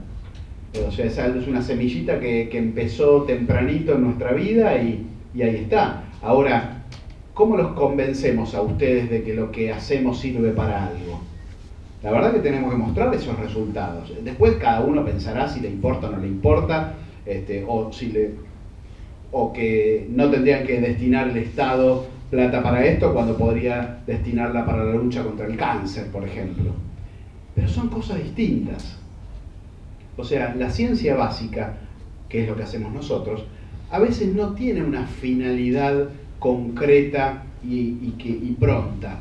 Pero sin embargo, cuando uno junta toda esa ciencia básica, termina saliendo conclusiones o datos que sirven para hacer otras cosas. Así se ha llegado a grandes logros tecnológicos e incluso de conocimiento en la historia de la humanidad, de cosas que no se pensaban para ese fin, no tenían esa finalidad originalmente. Y es evidente, ya con esta filmina lo vemos, que la curiosidad de la gente existe por la paleontología, porque cuando sacamos una nueva publicación de un nuevo dinosaurio, nos llaman de todos lados. Y la publicación sale, digamos, y los diarios, a los diarios les interesa publicar la noticia, a las radios les interesa hacer notas, porque la gente le interesa, tiene la curiosidad como nosotros de saber sobre estos animales o sobre quizá otros grupos. Es parte de la naturaleza humana, ¿no? La curiosidad por saber qué había antes en nuestro mundo. Nuestros resultados de hacer también divulgación directa, así como lo hacemos ahora, y charlamos con ustedes, para contar de qué va nuestro trabajo y de si tienen preguntas o curiosidades, poder responderlas. Muchas veces, la gran mayoría no podemos responderlas, y la gran mayoría, por ejemplo, cuando damos charlas con los chicos saben siempre más que nosotros. Acá estamos en una escuela mapuche en Neuquén, con toda la escuela prácticamente. Cuando llegamos éramos como, nos trataban como estrellas de rock, ¿verdad? Íbamos al comedor y nos seguían los chicos, nos abrazaban, nos pedían cosas, hermosos. A diferentes niveles, digamos, de auditorios, ¿no? En la escuela primaria, tanto de Neuquén como de Río Negro, esto en Chipoleti.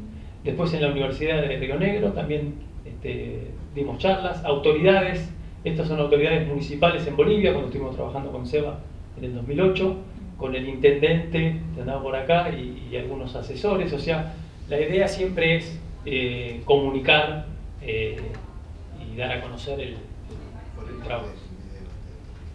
Bueno, vamos a poner el video. Investigación. Del latín investigare, seguir un vestigio. Finalidad, descripción o interpretación de parte de la realidad. Características, sistemática, reflexiva, crítica.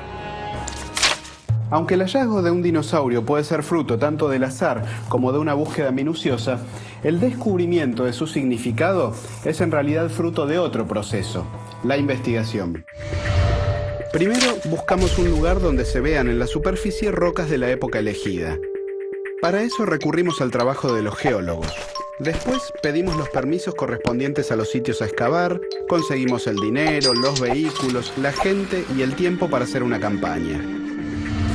Luego el viaje de campaña y una dosis de suerte para hallar cosas interesantes.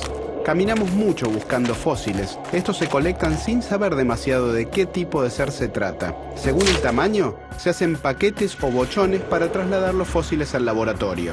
Cuando los huesos están limpios e individualizados, recién culmina la labor técnica y comienza la científica.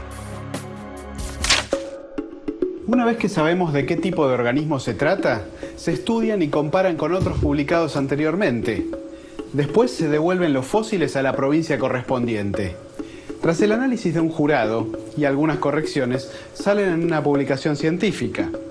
Finalmente, llegan al público mediante diarios, revistas o dicciosaurio.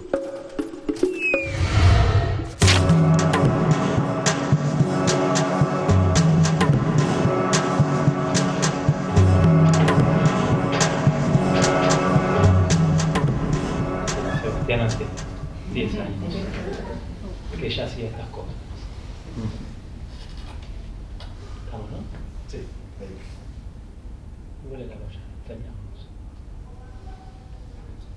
Bueno, hasta acá llegamos contándole un poco de nuestras andanzas y del trabajo que hacemos. Les agradecemos a todos la presencia y si tienen algunas preguntas y cosas que podemos charlar. Sí. Quería saber la opinión de ustedes acerca de lo que dijo Adolfo Coria, de que el bajada Saur puede ser otro dinosaurio que él describió el año anterior. Bueno, contesta la voz. De fondo tenemos una imagen de la buitrera, filmada con un dron. ¿Se ve? No, habría que... No. ¿Puedes apagar las luces? Bueno, me preguntabas de la opinión de Rodolfo de Bajada Saur. Ese es nuestro campamento en la buitrera. Básicamente, en el trabajo científico lo ponemos, las comparaciones con Pimatueia. Pimatueia es el otro dinosaurio, dicriosaurio también de Patagonia y de una edad cercana, si bien es un poquito más joven, pero es de una edad cercana. Y la realidad es que los elementos de comparación entre una especie y la otra son muy poquitos, solamente es una de las vértebras cervicales. Y en las vértebras cervicales el Pimatueia tiene algunas cosas, algunas estructuras que Bajadasaurus no tiene. Entonces consideramos un poco, no solo por la diferencia temporal, sino por las diferencias anatómicas, que era otra especie, de que se trata de una especie distinta, hasta que no haya nuevos restos de Pimatueia que nos muestren que es Bajadasaurus, o nuevos restos de Bajadasaurus que nos muestren que es Pimatueia, siguen siendo especies separadas. Y en el análisis, cuando se hizo el análisis de parentesco, digamos, filogenético, también se ve que son, no forman un grupo, ¿sí? Que podría hacernos pensar que sean una misma especie, sino que son grupos paralelos. Así que bueno, esperamos que quizá en algún momento él haga una publicación al respecto y la tendremos que analizar. Hasta el momento lo que tenemos es eso. Se hizo silencio con el cine. Bueno, contale. ¿Y cuándo venís, Mati? ¿Cuándo venís a la buitrera? Bueno, en el caso de la buitrera, como ven, en el caso de la buitrera no hay agua cerca.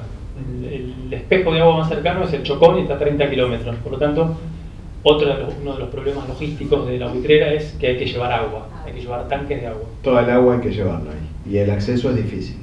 Por lo tanto, el agua es prácticamente para consumo, digamos, se restringe bastante. Y bueno, entonces hay que aguantarse varios días sin bañarse, esas cosas. Pregunta. Sí. El ambiente de la Antártida, aunque no sé si se ha explorado, creo que no, a nivel de paleontología, ¿cuál es la suposición a nivel de especies que te podría dar?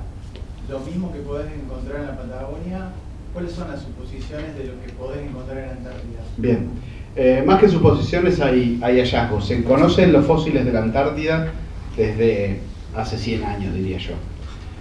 La Antártida es un sitio que particularmente los argentinos trabajamos desde hace muchos años. Hay, qué sé yo, solamente para darte un ejemplo, uno de los equipos, el equipo del Museo de la Plata, dirigido por Marcelo Reguero, lleva 20 años consecutivos de excavaciones en la Antártida.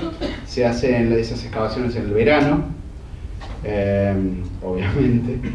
Y así todo hace mucho frío. Sí, te pueden tocar días donde estás de remerita o días que no puedes salir.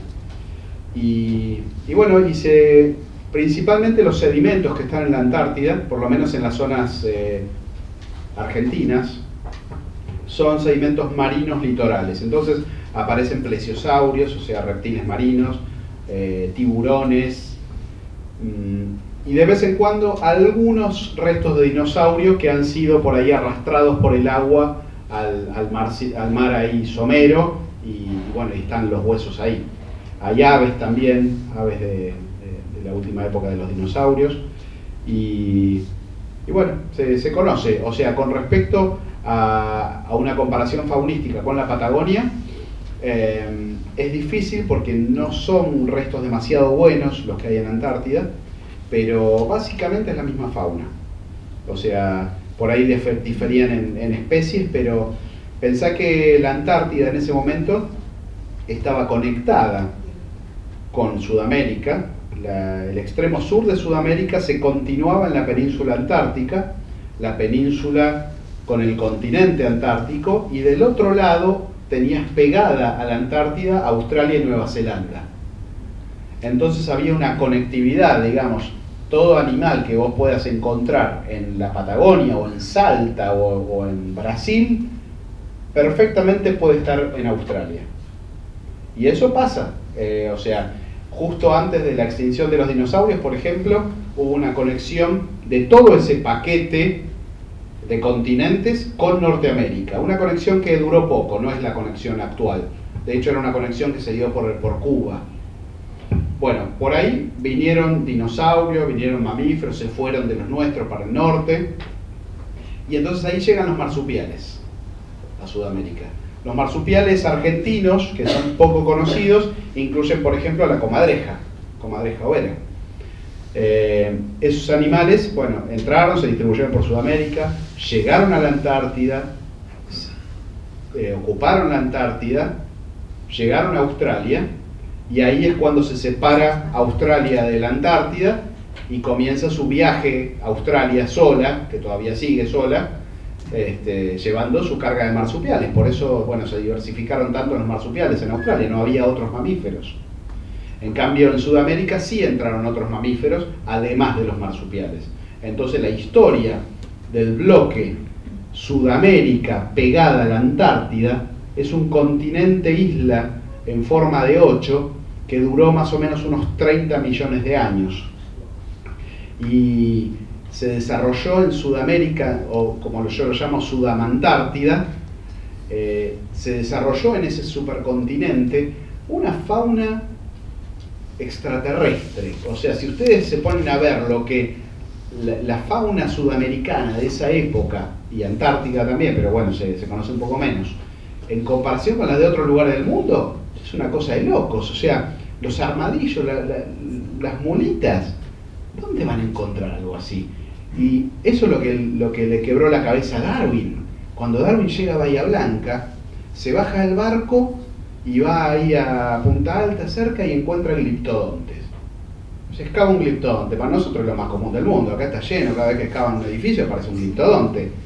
Ok, pero piensen el inglés llega ahí, encuentra un gliptodonte, dice, pucha, hoy los gauchos con los que estoy, digamos, acá nos hicieron un peludo ahí a las brasas.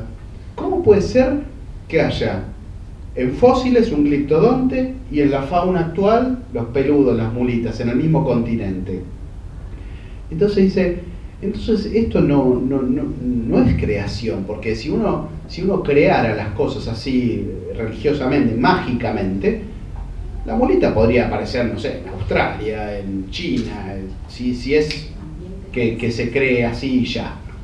En cambio, que haya en la antigüedad y en la actualidad una continuidad del mismo tipo de animal, probablemente emparentado, piensa Darwin, indica que las especies se están transformando y están encerradas, están limitadas por ese continente, no se pueden ir a otro lado si no hay una conexión continental. Entonces eso le parte la cabeza a Darwin y lo hace pensar en una continuidad de la vida a lo largo del tiempo. ¿Era esa la pregunta o no? Sí, porque arrancó la Antártida. Arrancó la Antártida. Y haciendo una analogía, digamos, con la tabla periódica. Perdón. Una aclaración chiquita. Obviamente la Antártida no estaba helada en esa época, ¿no? Se empieza a helar cuando se separa la Antártida de Sudamérica. Ahí empieza a girar una corriente fría, que es la corriente circumpolar antártica, que funciona como un turbo que va enfriando todo el clima del mundo. De todo el mundo, con esa corriente, baja a unos 5 o 10 grados. Y ahí desaparecen los hipopótamos y los cocodrilos en Europa, que había. Cambia el clima de todo el mundo con ese momento. Y se enfría, se hiela la Antártida.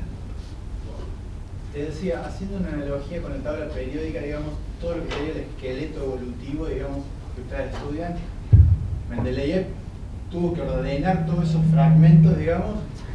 No sé si le quedaron como espacios vacíos, y se me ocurre llamarlo como ballenas blancas que hay que encontrar, como el Archaeopteryx que nombraste. ¿Cuáles son los que quedan pendientes de encontrar? ¿Se le ocurren algunos que sean famosos, que como que toda la comunidad dice en algún momento tiene que aparecer este género, que todavía no lo encontramos, pero la estructura te dice que acá tiene que haber algo entre esta especie y esta? Bueno, solo aclaro una cosita y si querés ampliar la respuesta. Lo que me gustaría decir es que los eslabones perdidos no existen. Porque la historia de la vida no es una cadena, por lo tanto no tiene eslabones. Es una trama tridimensional muy compleja, entonces nunca vas a tener un eslabón perdido. Sí puedes tener todo un linaje que no tengas idea. De hecho, iba a decir un ejemplo con algo que mostramos. Por ejemplo, la Incupal, que es un diplodócido en Sudamérica, que era el primer dinosaurio de ese tipo.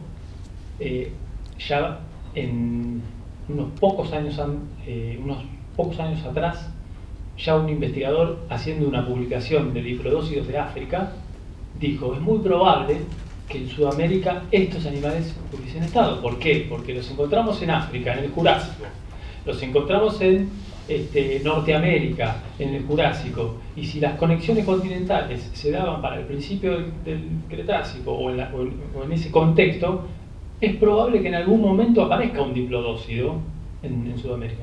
Y a los 5 años apareció, o debe haber pasado más tiempo. Como ese ejemplo hay muchos. Sí, o el de Bonaparte con Argentinosaurus, ¿no? En el año 91 o algo así. Bueno, no, en 1990 o 89 tuve la primera campaña paleontológica donde yo tenía 18 años, fui con José Bonaparte al campo. Y entonces estábamos todos como locos porque habían aparecido los restos de Argentinosaurus. Con una sola vértebra, así como ven las de cada uno de esos bloquecitos en Argentinosaurus desde el piso hasta acá, ¿no? Es monstruoso. Y entonces fuimos especialmente, estábamos en otro lugar de Neuquén, fuimos especialmente a Plaza Huíncul para poder ver con nuestros propios ojos los huesos que estaban sacando, el tamaño de esos huesos. Bueno, y entonces... ¿Ese que vos estás diciendo es el que está expuesto en Nueva York? Sí, Argentinosaurus, sí, correcto. Y entonces nos vamos en la camioneta, Bonaparte, la F100, ¿no? Y Bonaparte siempre muy recio, ¿viste?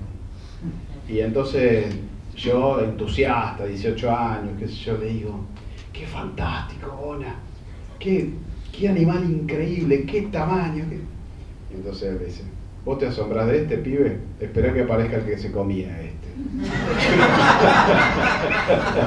A los 2 años empezaron a aparecer los restos de Giganotosaurus carolini, el carnívoro que se comía Argentinosaurus. Ahora que tocaste el tema de estos dos bichos tan particulares, ¿hay alguna teoría sobre qué condiciones se dieron para que estos animales sean tan gigantes en esta zona y no en otro lugar? Bueno, se ha hablado mucho, ¿no? ¿Querés hablar un poco sobre el gigantismo? Sí, en realidad no es específicamente que el gigantismo se dio en esta parte del territorio, digamos. Nosotros tenemos evidencia de estos grandes dinosaurios, pero hay grandes dinosaurios de la misma época, digamos, comparativamente con grandes tamaños, ¿sí? Y en realidad lo que se dio en el transcurso de la evolución de estos grupos es que se dio a nivel del crecimiento, ¿sí? A nivel de la tasa de crecimiento, lo que se vio por análisis que se hicieron en los últimos años, sobre todo a nivel de corte de hueso, de lo que se llama la histología, ¿sí? Que tenían como una explosión de crecimiento al comienzo de su vida, ¿sí? Que lo que hacía es que rápidamente crecían muchísimo en tamaño. Y después continuaban, ¿no?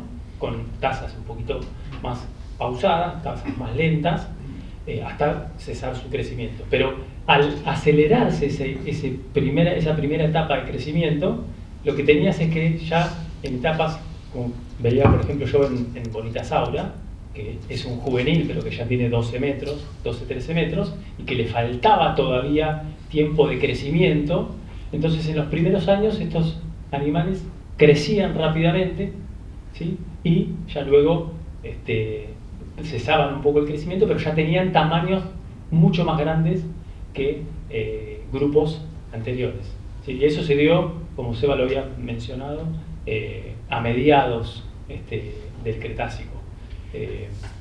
Y eso evidentemente fue beneficioso en todos estos grupos porque se dio, y el gigantismo, si bien hay casos de grupos o fósiles de gran tamaño que supuestamente son del Cretácico más superior, o sea que ese gigantismo podría haber durado bastantes millones de años, sí se conoce bien que para mitades del Cretácico fue súper exitoso. Igual muchos de estos dinosaurios no vivían demasiados años, ¿eh? Por ejemplo, no hay ningún T-Rex que haya alcanzado los 40 años. Son animales ya todos los que se han podido ver la edad eran de 30 y pico. Y ahora, si yo tuviera que responder por qué los dinosaurios crecieron tanto, yo diría que simplemente porque podían. Podían no solamente por el alimento, sino por la estructura corporal que tenían. La estructura, cuando uno analiza cómo son los pies, por ejemplo, de los dinosaurios carnívoros, dice, bueno, son perfectos, o sea, podrían haber crecido fácilmente esos tamaños, porque el balance que tiene la estructura corporal es tan fascinante. Y lo mismo con los dinosaurios de cuello largo. Fíjense que, por ejemplo, en el grupo más grande, ni siquiera tenían dedos en las manos. Tenían puños cerrados con los que pisaban. Entonces, no hay ninguna estructura que se pueda romper ahí. Son columnas de hueso que se apoyaban como si fueran un templo. Entonces, con esas posibilidades, esa estructura, podían crecer los tamaños que estamos viendo. No era simplemente que todos los dinosaurios eran gigantes, pero podían distribuir su tamaño desde ser minúsculos hasta ser colosales, sin ningún problema. Por ejemplo, en esa misma época tenemos dinosaurios carnívoros, en la misma época que Giganoto, tenemos dinosaurios carnívoros que hemos estudiado, por ejemplo, al Nayetri serropoliciensis, que tenía esta altura. Es uno de los dinosaurios más chiquitos del mundo, adulto, y vivía en la misma época. Bueno, tenemos que ir cerrando. ¿Alguien quiere decir algo? Sí, como para cerrar, simplemente agradecerles a todos por estar acá. En especial un agradecimiento a Sebastián y a Pablo por esta charla impecable que creo que todos disfrutamos muchísimo. Al equipo también de grabación, al equipo de prensa y comunicaciones de la Universidad Maimónides, que también colaboró muchísimo en lo que es la difusión, para que llegue cada vez a más gente la difusión de la ciencia, que es un poco el objetivo de este ciclo Contando Ciencia, ¿no? Acercar un poco el trabajo de los investigadores a la comunidad, para que conozcan un poco todo lo que tenemos y que es nuestro patrimonio. Así que bueno, simplemente gracias, un aplauso fuerte para ellos.